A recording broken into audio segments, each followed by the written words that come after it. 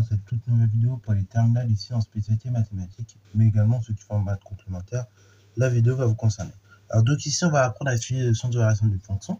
Donc ici la fonction g qui est définie donc sur R plus par g de x égale 2 sur x plus 2x moins 4 ln de x. Donc je vais se mettre en pause afin de réaliser tout simplement l'étude du centre de variation de cette fonction. Et ensuite donc on va tout simplement corriger. Sur ce donc correction. Alors, du coup là dans cette vidéo on va étudier le centre de variation d'une fonction contenant donc une fonction logarithme. Et dans une prochaine vidéo on fera la même, enfin on fera pas la même, mais aussi on va étudier la convexité d'une fonction contenant une fonction logarithme. Donc je reprendrai sûrement celle-là et on apprendra à étudier sa convexité. Ok. Donc let's go. Donc tout d'abord, pour étudier le centre de variation d'une fonction, c'est toujours la même procédure. Il faut d'abord arriver à dériver la fonction. Et ensuite, une fois que je suis arrivé à dériver la fonction, du coup, je vais tout simplement, dans un second temps, étudier le signe de la dérivée. Ok. Donc, let's go. Tout d'abord, on va dire que dans la fonction qui a x associe 2 sur x, on dit que celle-ci est dérivable sur R étoile. Ok. Donc, dérivable sur R plus étoile. Oui, parce que si on peut la dériver sur R étoile, ok, donc c'est 0, enfin, moins l'infini, 0 exclu plus infini, et on peut également la dériver sur R étoile plus, ok, donc c'est nickel. Ensuite, deuxième étape, la fonction qui est associée à tout réel x, 2x, ça c'est dérivable sur R, parce que affine, donc par conséquent, dérivable sur R plus étoile. Et enfin, dernière chose, la fonction qui est associée à tout réel x moins 4 ln de x, ln de x dérivable, elle est dérivable sur R plus étoile, et moins 4, par contre, c'est juste une constante, donc ça ne change rien sur la dérivabilité. Parce que là, on dira qu'elle est dérivable sur R plus étoile. Donc par somme,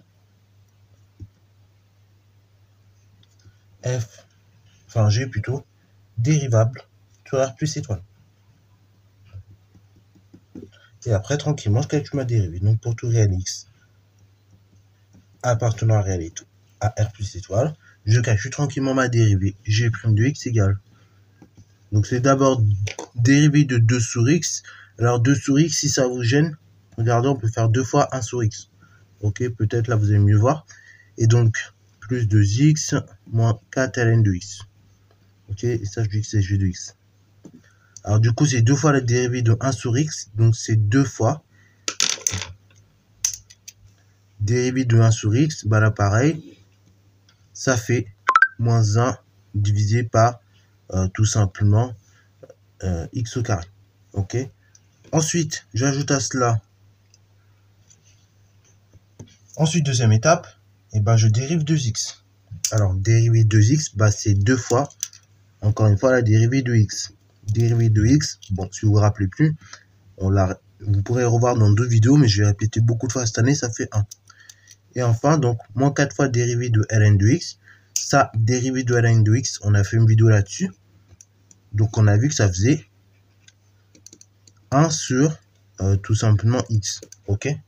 Alors, le but après, c'est regrouper. Alors là, vous avez vu que quand vous avez dérivé une exponentielle, très souvent, le but, c'est de mettre au même dénominateur. Après, ici, dans cette vidéo, quand on dérive une fonction logarithme, le but, c'est non pas le mettre au même dénominateur. Enfin, c'est non pas le factoriser, plutôt, comme on faisait avec l'exponentielle. Là, le but, c'est de mettre au même dénominateur à chaque fois. Donc, je réécris un peu tout ça un peu plus proprement. Ça fait moins 2 sur x carré, plus, du coup, 2, moins 4 sur x. Bon, vous voyez, c'est un peu compliqué d'étudier le signe de cette somme tête qui est posée là. Donc, il faut tout mettre au même dénominateur. Donc là, quel est le dénominateur entre x carré, x et 1? Donc, quel est le dénominateur commun? C'est x au carré. Donc, on y va. On met tout sur x carré. Donc là, moins 2 sur x carré. Ça reste comme ça. Ensuite, donc, la seconde 2, je multiplie par x carré. Ça fait 2x carré sur x carré. Moins 4 sur x. Là, pareil, je multiplie par x. Pour avoir du x au carré au dénominateur. Donc là, ça fait x fois x au carré dénominateur. Et ça donne 4x. Alors maintenant, c'est plus propre. Parce que là, on a tout qui est sur x carré. Donc je peux faire la somme directement. Donc là, on va l'écrire plus proprement sur la forme d'un polynôme. Donc là, ça fait 2x carré moins 4x moins 2. Ok, et je peux même aller jusqu'au bout de la factorisation en factorisant par 2, ça fait 2 facteurs x carré moins 2x moins 1. Ok, donc on arrive à cette factorisation-là qui est magnifique. Et ben après, l'étape qui suit, c'est quoi? C'est tout simplement d'étudier le signe de tout ça, de cette différence-là. Alors là, ce qu'on va faire, on va même essayer de faire un truc bien. On va faire un truc propre. Là, au numérateur, je vais essayer de factoriser encore mieux. Parce que là, bon, c'est une belle factorisation quand même que nous avons là. Mais et ben là, je peux pas directement trouver les racines. C'est un peu embêtant, je suis obligé de faire un delta. Donc ça me casse les pieds. Ça me casse, pardon, un peu les pieds. Donc moi, j'aime pas delta. Donc je vais essayer de factoriser autrement. Donc là, on va faire une petite forme canonique. Ça fait 2 facteurs. Alors du coup, c'est x au carré moins 2 fois x fois, du coup, qu'est-ce qu'il nous reste pour compléter l'identité remarquable? Bah, c'est 2 fois x fois 1.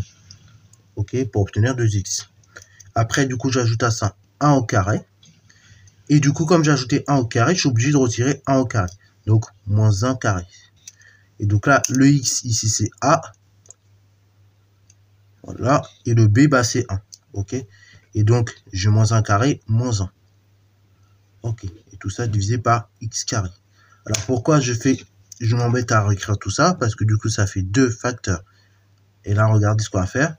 On va dire c'est 2 facteurs de quoi? Bah, c'est 2 facteurs. X moins 1 carré. Donc, c'est x moins 1 au carré. Voilà. Et après, donc, on regarde ce qui nous reste. Donc, ça, ce que j'ai mis là, x moins 1 au carré, ça correspond à tout ce que je vais surligner en bleu. Ok, c'est tout ça. X moins 1 au carré. Et après, donc, il nous reste quoi? Moins 1 au carré, moins 1. Donc là, moins 2. Le tout divisé par x carré. Alors là, surtout, ne pas développer. Ok, ne pas développer parce qu'on va quand même faire apparaître un carré. Ne vous inquiétez pas, à partir de 2, on peut faire un carré. Parce qu'en effet, 2, c'est racine de 2 au carré. Donc là, il faut avoir peur des racines. Hein. On fait ça tranquillement. En terminale, donc ça fait x moins 1 carré, j'oublie pas de 2 volts devant, facteur de moins racine de 2, le tout au carré. Et donc, je continue la factorisation. Ça fait 2 facteur de x moins 1 moins racine de 2, facteur x moins 1 plus racine de 2. Ok. Et là, comme ça, je peux mieux trouver les racines. Ok, ça va mieux m'arranger. Ça va m'arranger plus facilement de trouver les racines. Ok, donc là, les racines, si je résous le numérateur égale 0, et ben, j'ai trouvé comme racine la chose suivante. Donc, du coup, là, j'aurai plus 1 plus racine de 2. Et là, j'aurai donc ici plus 1 moins racine de 2 pour la deuxième racine. Donc, ça, c'est g' de x. Et donc, le but, c'est résoudre g' de x différent de 0, enfin égal à 0. On va savoir quand ce polynôme-là, il dépasse 0. Alors, on peut résoudre, voir quand le polynôme dépasse 0. Mais une chose qu'on peut faire aussi, c'est faire une équation. Mais par contre, on va un petit peu, court-circuiter en faisant un tableauting tout d'abord de la fonction du trinôme. Et après, donc, je ferai tableau du trinôme, je ferai tableau de x carré, enfin de 2 de x carré. Et après, je ferai tableau de la dérivée. Vous voyez ce que je veux dire? C'est-à-dire que là, pour le coup, on va pas faire une équation comme j'ai l'habitude de faire parce que c'est un peu compliqué. Mais on peut faire une équation et après, par contre, enfin, une équation, pardon. Et après, donc, pour trouver les racines. Et après, une fois que j'ai les racines, j'étudie le signe du trinôme. J'étudie le signe du trinôme multiplié par 2. J'étudie le signe du dénominateur. Et j'en déduis le signe de notre dérivée. Ok, qui est le quotient du numérateur par dénominateur. Donc, pour tout réel x, déjà, je peux dire que pour tout réel x strictement positif, je peux dire que le carré d'un nombre, c'est strictement plus grand que 0. Donc, ce que signifie et le plus de strictement plus grand que 0. Donc, le signe de g' de x est celui de la chose suivante, c'est x moins 1 moins racine de 2 facteur x plus 1, non, x moins 1 toujours, et cette fois-ci plus racine de 2. Donc on y va, on résout cette petite équation. Donc or, ce trinôme-là, x moins 1 moins racine de 2 facteur x moins 1 plus racine de 2 égale 0. Ceci équivaut à x moins 1 moins racine de 2 égale 0, ou bien x moins 1 plus racine de 2 égale 0, ce qui équivaut à x égale 1 plus racine de 2, ou x égale, donc la chose suivante, donc ici c'est toujours 1 moins racine de 2. Alors racine de 2 c'est plus grand que 1, donc si vous faites 1 moins un nombre qui est plus grand que 1, vous obtenez forcément un nombre plus petit que 0. Ok? C'est comme si je prenais 55, je soustrais un nombre qui est plus grand que 55, et bien automatiquement je suis plus petit que 0. Donc ça appartient pas à R plus étoile déjà. Et ça par contre, oui, on peut dire ça appartient bien à R plus étoile. De toute manière, 2 c'est strictement positif.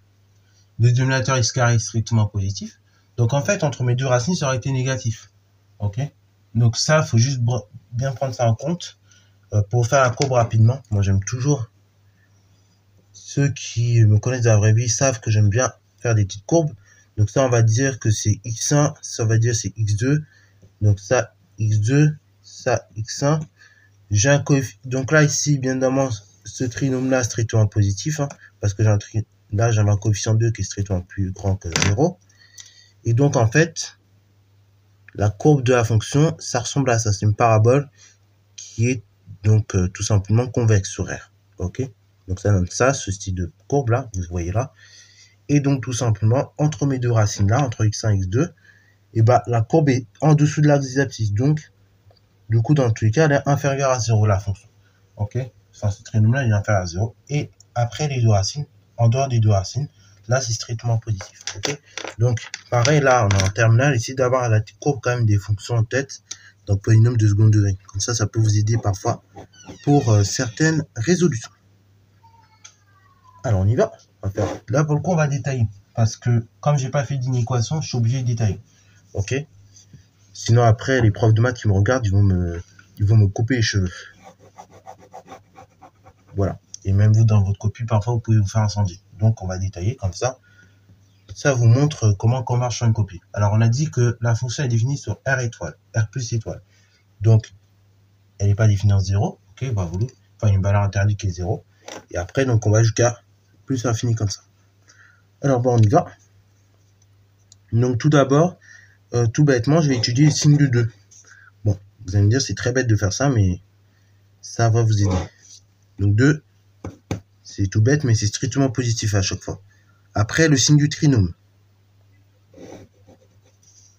Le signe du trinôme que j'ai fait tout à l'heure, bah c'est quoi? C'est x moins 1 moins racine de 2 facteur x moins 1 plus racine de 2. Donc là, ce trinôme-là, on a dit qu'il s'annulait à un moment donné en x2. x2, on a dit c'était 1 plus racine de 2. Ok, donc là, il y a l'annulation qui se fait ici. Avant la racine, c'est négatif. Et après la racine, c'est positif. Ok, vous voyez le délire? Donc ça, c'est pour ici, pour le trinôme. Et ensuite, x carré. Techniquement, il y a l'annulation qui se fait en 0. Et après, donc, c'est strictement positif à chaque fois. Ok, alors je suis un peu vite, peut-être. Bon, c'est pas grave. Donc, on va déduire. Donc là, j'ai le signe de x carré. C'est pas grave, on va faire le signe du produit de 2 par le trinôme. Ok. Donc ça, on va faire 2 facteurs x moins 1 moins racine de 2 facteur x moins 1 plus racine de 2. Bon, donc là, 2 strictement positif, donc c'est du signe du trinôme. Donc, du coup, ça sera moins. J'ai annulation en 1 plus racine de 2. Et c'est positif après la racine. Ok. Ensuite, j'ai le signe du carré, j'ai le signe du trinôme, donc je peux en déduire le signe de la dérivée. Donc, signe de la dérivée, g' de x. Bon, g' de x, on a dit pas défini en 0, attention. Et d'ailleurs, x carré, j'ai oublié de préciser, l'annulation se fait en 0. Mais comme c'est dénominateur, normalement, on est aussi censé mettre une valeur interdite. Donc, en fait, on va même mettre valeur interdite parce que c'est dénominateur de x carré. Ok. Donc là, faites bien gaffe à ce genre de détails. Et après, donc, du coup, la dérivée, elle s'annule lorsque le numérateur s'annule. Donc, lorsque le trinôme, du coup, s'annule. Donc, elle s'annule en 1 plus racine de 2. Là, avant la racine, où le trinôme s'annule, du coup, c'est moins plus, donc c'est moins. Et après, bah, c'est strictement positif, positif. Je mets les variations de g. Je vais mettre un peu plus de place. La fonction g est définie sur R plus étoile, donc pas définie en 0. Là, j'ai une fonction qui décroît ici jusqu'à arriver à 1 plus racine de 2. Là, ici, vous mettez que c'est f de 1 plus racine de 2. Et après, elle recroît jusqu'à l'infini. Ok, bravo. Et ça, bon, là, sur cette fonction, c'est un peu difficile à vérifier. Mais si vous regardez sur un logiciel, vous verrez que ça croît jusqu'à l'infini. Voilà. Et là, pareil, on a une limite qui tend vers l'infini. Voilà, donc c'est tout pour cette étude de fonction. Voilà, l'étude du sens de variation. Donc j'espère qu'elle t'a plu. Si c'est le cas, n'hésite pas à liker, commenter et voir c'est à toi en mathématiques et en sciences.